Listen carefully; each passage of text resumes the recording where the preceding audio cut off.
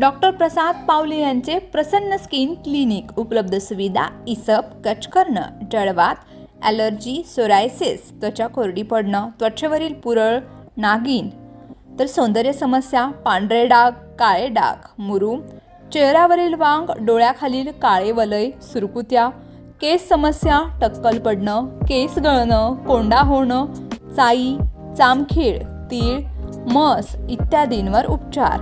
आधुनिक उपचार, केमिलक peeling, PRP, derma roller, thread lift, excimer laser, RF, Botox. तर आमचा पत्ता तालुका शिक्षण सोसायटी शेजारी ST स्टँड समोर, सोमराय नगर, मोहोळ, जिल्हा सोलापूर.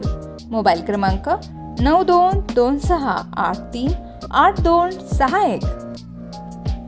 जुळे सोलापूरला जाणारा आसरा पूल रेल्वे पूल रुंदीकरण गेल्या अनेक वर्षापासून रखडल्यानं महानगरपालिका प्रशासन, महारेल प्रशासन, आमदार, खासदार यांच्या निषेधात आसरा पुलावर संभाजी ब्रिगेडच्या पश्चिम महाराष्ट्र अध्यक्ष श्याम कदम यांच्या नेतृत्वाखाली बोंबाबोंब आंदोलन करून निषेध करण्यात आला.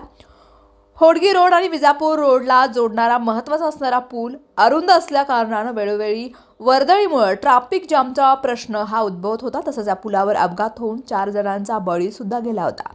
जुळे सोलापूर भागात अनेक नवीन नागरी वसाहती व लोकसंख्या कित्येक पटीनं वाढल्यामुळं या आसरा पुलाचं रुंदीकरण होणं अत्यंत महत्त्वाचं होतं. तसंच होडगी रोड ते विजापूर रोड हा रस्ता मॉडेल रस्ता होणं अत्यंत गरजेचं आहे. तरच या भागातील वर्ग व वाहतुकीची कोंडी कमी होण्यास मदत होणार आहे. आसरा पुलाच्या रुंदीकरणासाठी संभाजी ब्रिगेडच्या वतीनं वेळोवेळी निवेदन व आंदोलनही केलं होतं. केंद्रीय वाहतूक मंत्री नितीनजी गडकरी यांच्या प्रयत्नानं 2023 मध्ये आसरा पूल रुंदीकरणाच्या कामाला मंजुरी मिळून सुमारे 35 कोटींचा निधी सुद्धा प्राप्त झाला होता. महारेलच्या वतीनं जुलै 2023 मध्ये पुलाच्या कामाला सुरुवात करण्याचं फलकही लावण्यात आलं होतं. पण पुलाखालील जलवाहिनी स्थलांतरित केल्याशिवाय पुलाचं काम करता येणार नाही.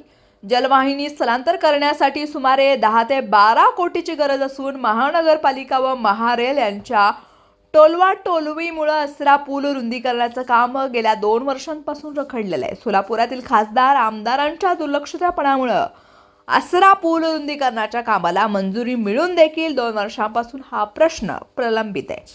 आणखी कुण्या नागरिकांचा बळी गेल्यावर हे काम सुरू होणार आहे का? त्यामुळे प्रशासनाला व लोकप्रतिनिधींना जाग आणण्यासाठी संभाजी ब्रिगेड व नागरिकांच्या वतीनं बोंबाबोंब आंदोलन करण्यात आलं.